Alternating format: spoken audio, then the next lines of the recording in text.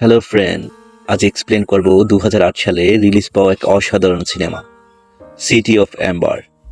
এখানে এমন এক শহর দেখানো হয় যা পৃথিবীর উপরে নয় বরং মাটির নিচে রয়েছে, যেখানে নেই সূর্যের আলো, নেই খোলা আকাশ, শুধু রয়েছে অন্ধকার আর সীমিত খাবার।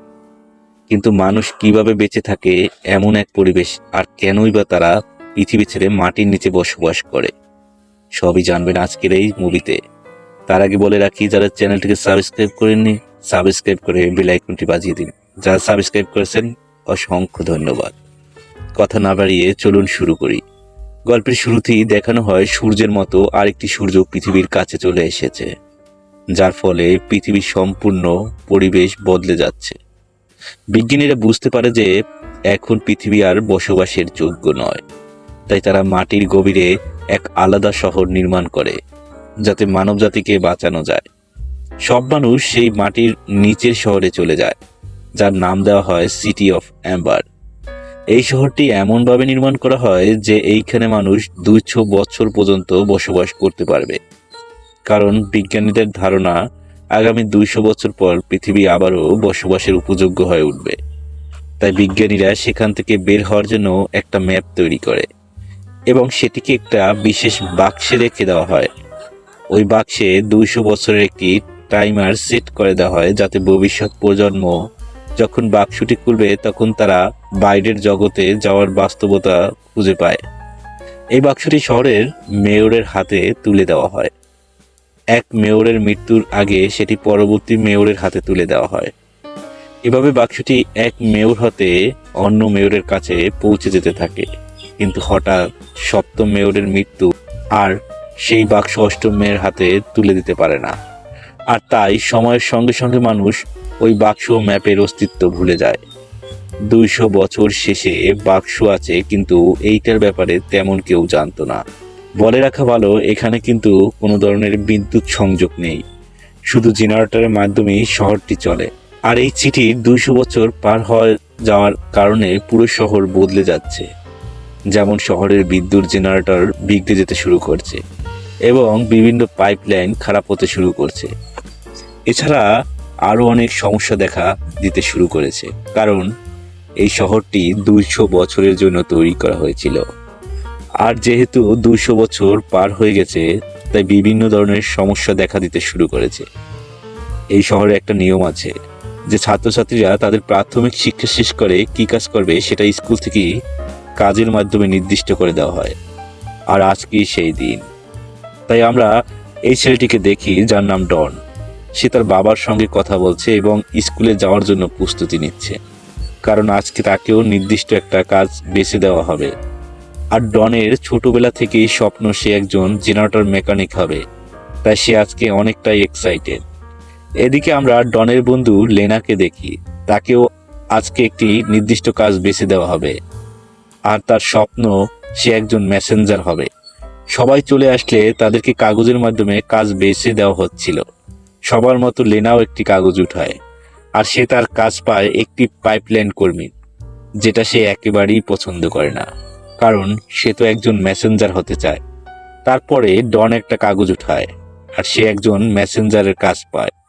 এটা দেখে তার মনও খারাপ হয়ে যায়, কারণ সে তো একজন জেনারেটর মেকানিক হতে চেয়েছিল, কারণ তার বাবা নিজেও একজন জেনারেটর মেকানিক। পরে সবার কাজ নির্দিষ্ট হয়ে গেলে ডন এবং লেনা দেখা করে। ডন বলে, আমি চাই তুমি আমাকে তোমার পাইপলাইন কর্মীর কাজ দিয়ে দাও এবং তুমি আমার মেসেঞ্জারের কাজ নিয়ে নাও, কারণ আমি জেনারেটর মেকানিক না হতে পারলেও সেইটার কাছাকাছি কোনো একটা কাজ তো করতে পারবো। এটা শুনে লেনা অনেক খুশি হয় এবং তার কাজ নিয়ে নেয়, কারণ সে তো মেসেঞ্জার হয়ে নিজের স্বপ্ন পূরণ করতে পারছে। লেনা পরে তার বাড়িতে চলে যায় এবং তার দাদিকে নিজের চাকরির সম্পর্কে জানায়। তার দাদি খুব জ্ঞানী, কিন্তু বয়স হয়ে যাওয়ার কারণে কিছুটা ভুলে যাওয়ার সমস্যা আছে। দাদি লেনাকে বলে, তোমার বাবার কথাগুলো সব সময় মনে রাখবে। আসলে লেনার বাবা মারা যাওয়ার আগে তাকে বলেছিল যে বাইরের একটা আলাদা পৃথিবী রয়েছে, আর একদিন আমাদেরকে এখান থেকে বেরিয়ে যেতে হবে। তিনি একটা বাক্সের কথাও বলেছিল, যার ভিতরে বাইরে যাওয়ার ম্যাপ রয়েছে। কিন্তু লেনার কাছে এসব কথা মিথ্যে মনে হয়। পরের দিন লেনা যখন তার আন্টির কাছে মেসেজ নিয়ে যায়, সে একটি পাগল লোককে দেখতে পায়। পাগল লোকটি চিৎকার করে বলছে, আমি শহরের অন্ধকার জায়গায় গিয়েছিলাম যেখানে মানুষদের যাওয়া নিষেধ, আর আমি ওখানে একটা বিশাল আকৃতির প্রাণী দেখেছিলাম, কিন্তু কেউ তার কথায় বিশ্বাস করে না, বরং তাকে ধরে নিয়ে চলে যায়। লেনা পরে বিষয়টি দেখতে সেখানে চলে যায়, আর সে প্রাণীদের অদ্ভুত একটি শিং দেখতে পায়। আর সে বুঝতে পারে আসলে এখানে কিছু ছিল। কিন্তু আমরা ডনকে দেখি তার সিনিয়রের সাথে কাজ করছে। তার সিনিয়র খুব কঠোর প্রকৃতির মানুষ ছিলেন। সিনিয়র বলেন, আমি জানি এখানে অনেক পাইপলাইন খারাপ, আমি এগুলো ঠিক করতে চাই, কিন্তু লাভ নেই, কারণ এগুলো সব অচল হয়ে গেছে। আর শুধু পাইপলাইন নয়, এই শহরের সমস্ত মেশিনই অচল হয়ে গিয়েছিল।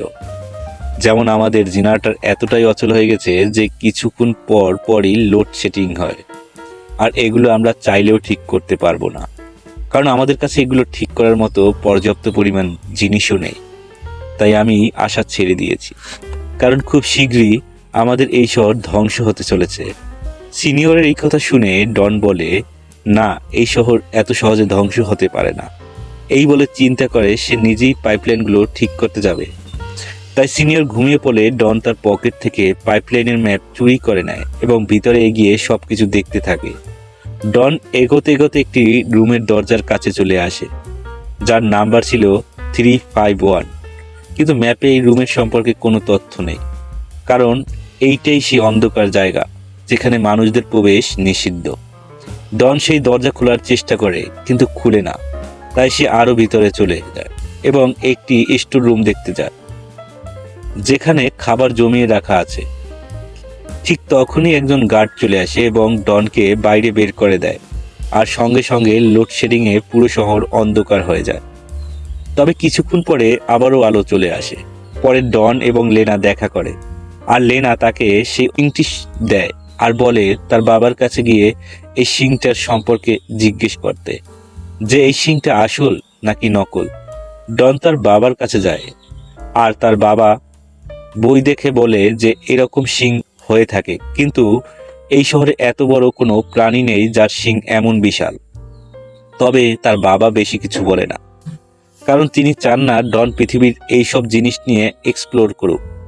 এদিকে লেনা বাড়িতে গেলে তার দাদি আবার সেই বাক্সের ব্যাপারে বলে। লেনা তখন ভেতর থেকে সেই বাক্স নিয়ে আসে, কিন্তু এই বাক্স দিয়ে সে কি করবে কিছুই তো জানে না। তার দাদিও এইটার ব্যাপারে বেশি কিছু বলতে পারে না, কারণ সে অনেকটাই বৃদ্ধ হয়ে গেছে। এখন তার বেশি কিছু মনে থাকে না। পরে লেনার কাছে মেসেজ পাঠানোর খবর আসে। এইটা ছিল মেয়রের জন্য। সে মেসেজ নিয়ে মেয়রের বাড়িতে চলে যায়, আর যাওয়ার সময় সে দেয়ালে দেখতে পায় শুরু থেকে এখন পর্যন্ত সব মেয়রদের ছবি এখানে আছে, আর তার দাদাও ছিল সেই ছবির ভিতরে, যে 7 নম্বর মেয়র ছিল, এবং তার হাতে সেই বাক্সটাও ছিল।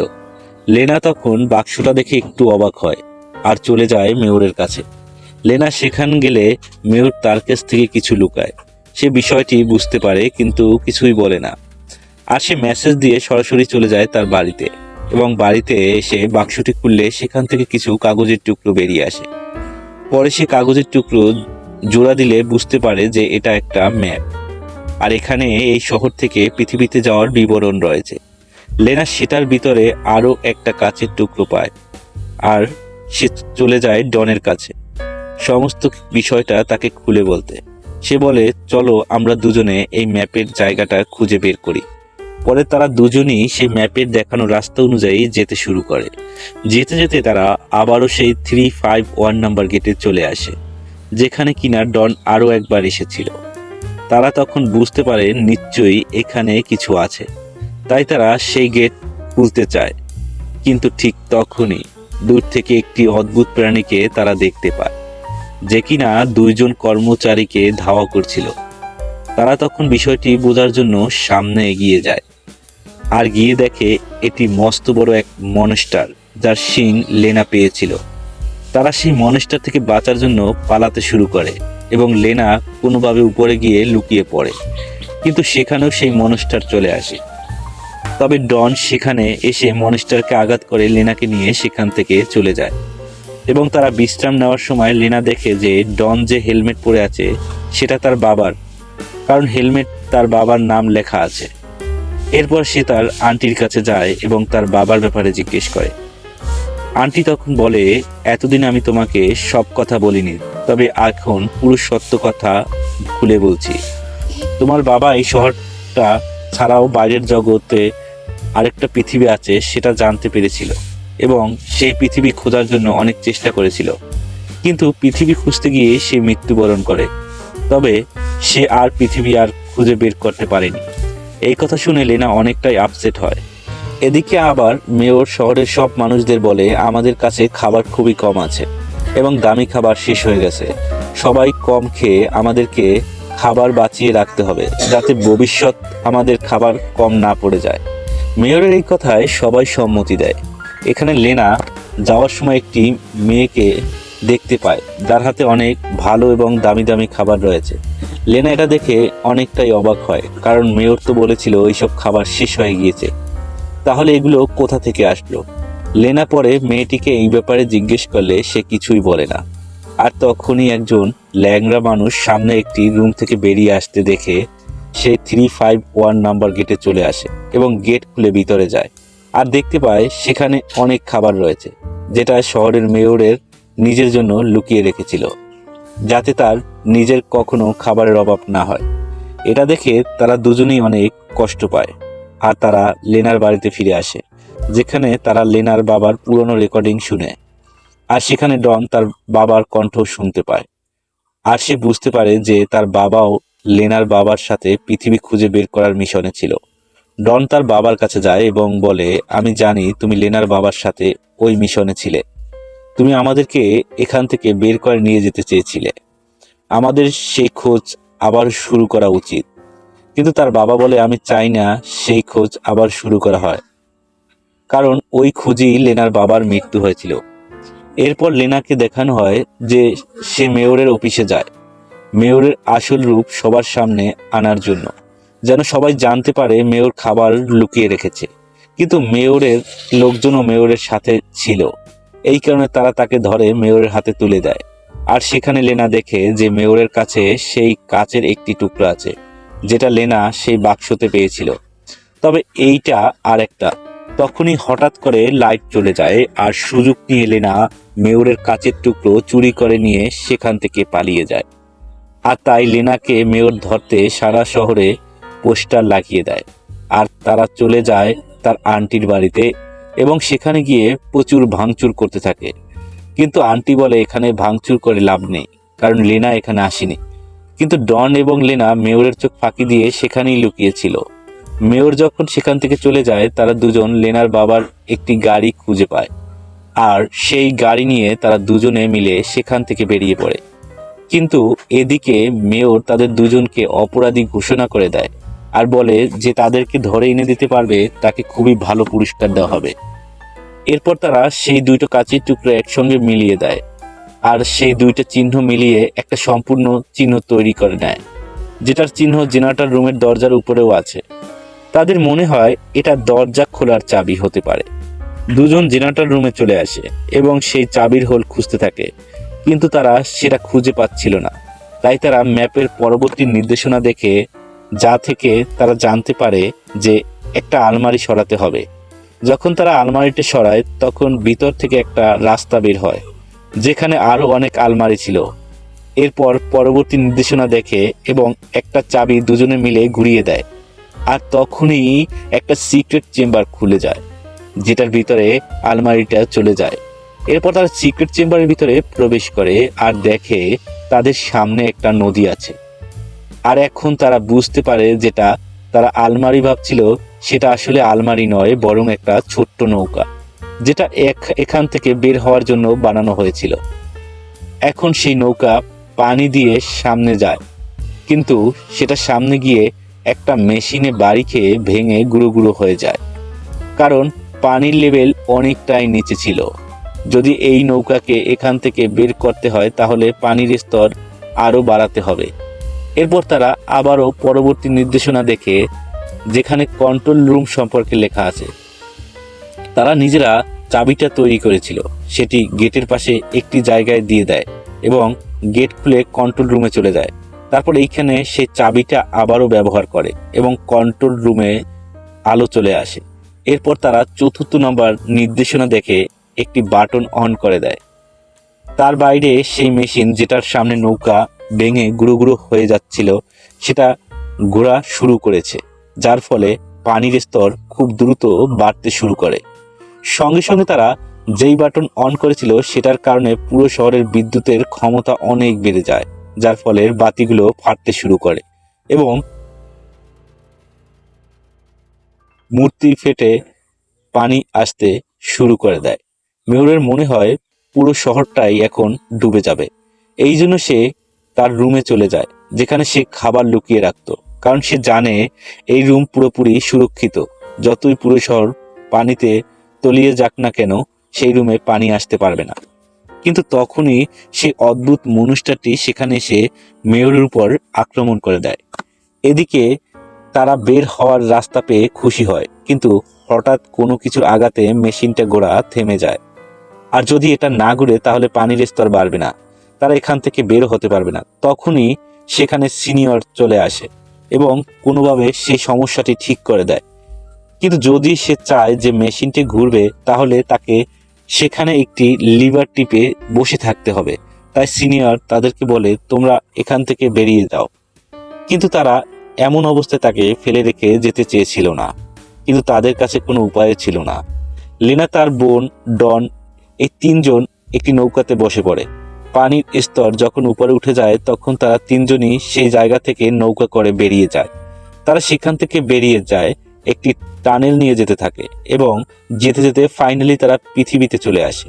কিন্তু তারা এখানে অন্ধকার দেখে পৃথিবীর জগৎ আর তাদের আন্ডারগ্রাউন্ড জগৎ একই রকম মনে হয়। এখানেও থাকা যায় না। লেনা এবং ডন তারা দুজনই অনেক হতাশ হয়ে পড়ে, কারণ তারা এত চেষ্টা করলো কিন্তু কোনো ফল পায়নি। পৃথিবী এখনো বসবাসের যোগ্য হয়ে ওঠেনি। কিন্তু কিছুক্ষণের মধ্যেই সূর্য ওঠে এবং তারা দেখে যে চারদিকে সবুজ গাছে ভরে গেছে। আসলে 200 বছরের মধ্যেই পৃথিবী পুরোপুরি ঠিক হয়ে গিয়েছিল, আর এটা দেখে তারা খুব খুশি হয়। পরে তারা সেই ম্যাপ বড় একটি গর্ত দিয়ে আন্ডারগ্রাউন্ডে ফেলে দেয়, যাতে এই ম্যাপের সাহায্যে সবাই উপরে উঠে আসতে পারে এবং পৃথিবীতে এসে বসবাস শুরু করতে পারে। আর এই ম্যাপ গিয়ে পড়ে ডনের বাবার কাছে, আর সে বুঝতে পারে তারা পৃথিবীতে গিয়ে পৌঁছেছে এবং সে অনেকটাই খুশি হয়। আর এখানেই এই মুভিটি শেষ হয়ে যায়। তো মুভিটি কেমন লেগেছে কমেন্ট সেকশনে জানিয়ে দিন। আশা করি ভালো লেগেছে। পরবর্তী মুভির জন্য চ্যানেলটিকে সাবস্ক্রাইব করেন।